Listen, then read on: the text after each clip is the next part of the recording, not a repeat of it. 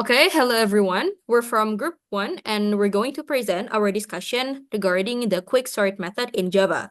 But first, my name is Nashita Aulia and my last digit of student number is 054. My name is Fezi Sulaiman Chinan with last digit number of NRP 055. So, hello everyone. My name is Aulia Salma Anjani with the last three digit of NRP 063. Hello everyone, my name is Siti Kalimatu Zahra with the last digit of NRP 057. And now let's just get started. So the first that we will be explaining about is the idea of the quicksort itself. So quicksort is a comparison-based sorting algorithm that uses the divide and conquer approach. It works by selecting a pivot element, then arranging the array so that the value less than the pivot are on one side and the values greater are on the other side. And this process repeats recursively, dividing the array into smaller subarrays around new pivots points until each subarray has a single element. Now, quicksort is important because it is fast and doesn't use a lot of memory. It's great for sorting big lists and works well with different data sizes. By breaking the sorting into smaller steps, it helps keep things running smoothly, even in the systems that need to be quick. That's why it is so widely used nowadays. Okay, and next, how does quicksort works? So quicksort implementing that we are selecting a pivot element from an array and define the partitions that is dividing the array into two subarrays. So here are the steps on implementing quicksort method.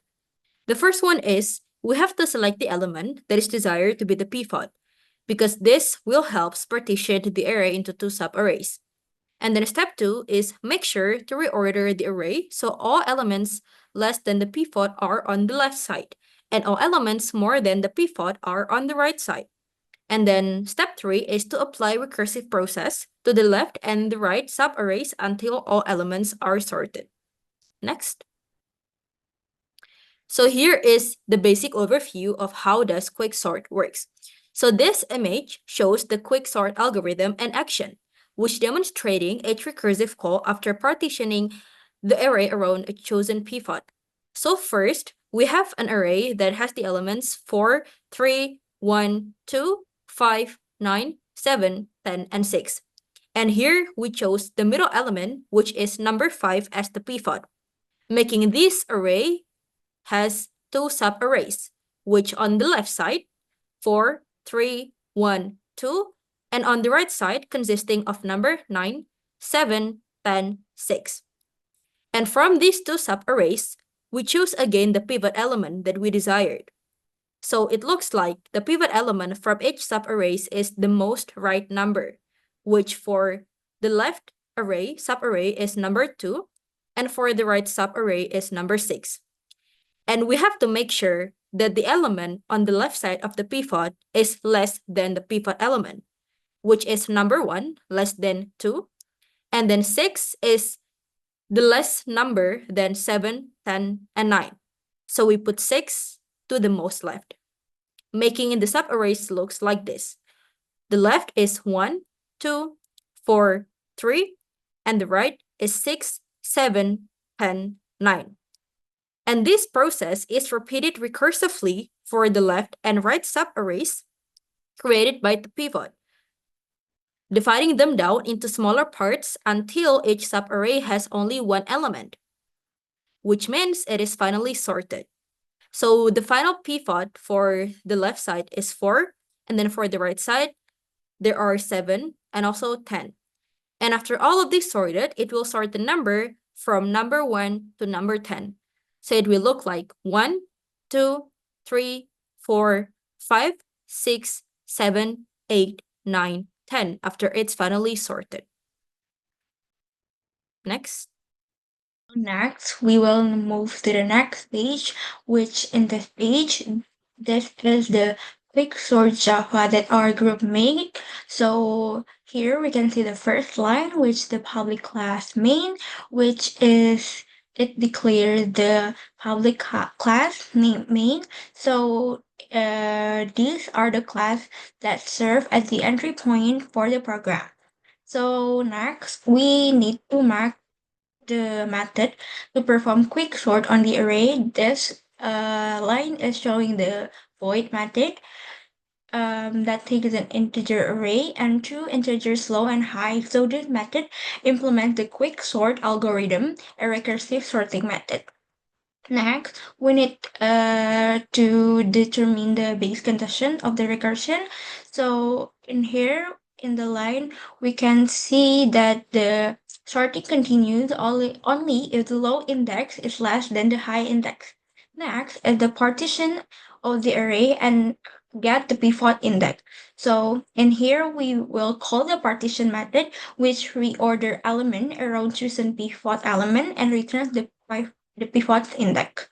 So next is the recursively apply quicksort on the left and right subarray. So this means that the recursive applies quicksort to the left and right subarrays and also divide as element before and after pivot index. So this divide the problem until the base case is met. And next, we will go to method to partition the array and return the pivot index. For this line, set the pivot as the last element of the range or the element at index height. Quicksort often use the last element as the pivot for simplicity. And we go to the next line. It initialize I to low -1, one position before the start of the subarray. I will help us track the position to swap elements that are smaller than the pivot. And we go to the next line. This for loop iterates over each element in the range from low to high -1. And G here represent the current element being compared to the pivot. Next, we go to the next line. Inside the loop, this if condition check if the current element or array G is less than or equal to the pivot. If it is, we need to move it to the left side of the pivot where smaller values are grouped. And since our G is smaller than or equal to the pivot, we increase I by 1 to point to the next position on the left side of the pivot. This is where we will swap our array G to place it among the smaller elements. And here, we finally swap array I and array G. This operation move array I or a smaller element to the left side and array I, where we just move I, takes the value of array G.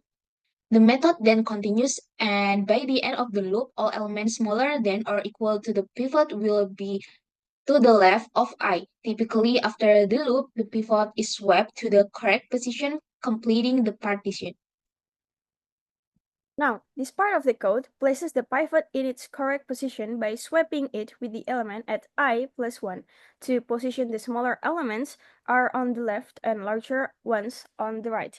It then returns the pivot's index to divide the array for further sorting, and in the main method, the sorted result is printed to display the final output. Okay, so here is the output of the quicksort code that we have an example in Java.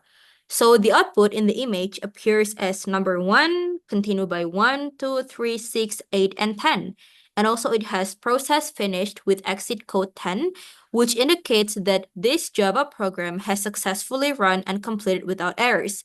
And these sorted numbers from number 1 and number 10 has already sorted from the lowest to the highest, which we have two elements with the same number 1, we make it left to right. So number 1 again, number 2, number 3, number 6, number 8, and finally number 10. So from this output, we know that this array has already sorted because it has the output from the lowest number to the highest number. And next, we will go to the pros or advantage and cons or disadvantage of using quicksort. The first pros is quicksort is efficient on large data set. It works well on large amount of data. The second one is low memory overhead. It doesn't require a lot of extra memory to run. The third one is cache friendly. It primarily works with the original data, making it efficient for modern computer architecture. The last advantage is fast for general purpose sorting. So it's generally the fastest sorting algorithm for large dataset when the order of identical element doesn't matter. For the disadvantage of quicksort, it has a worst case time complexity. So in rare case, it can be very slow if the pivot is chosen poorly. The second one, it is inefficient for small dataset.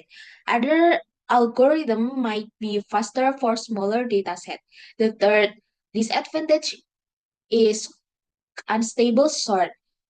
The relative order of identical element might change after sorting. And the last one is recursive overhead. Quicksort is a recursive algorithm, which means it calls itself repeatedly. While this can be optimized with tail recursion, excessive recursion can lead to increased function call overhead and potential stack overflow issues for very large datasets. So these are the last page, which is the conclusion. So in summary, quicksort is a very efficient sorting algorithm that uses a divide and conquer approach to sort element. So by selecting a pivot point and dividing elements around it, quicksort effectively breaks the problem into smaller parts, making it faster than many other algorithms for large datasets. So quicksort's main strengths are its speed and relatively low memory usage. Although it can be unstable and inefficient in worst case scenarios, overall, this algorithm remains a popular choice for sorting, especially when efficiency is critical. Thank you.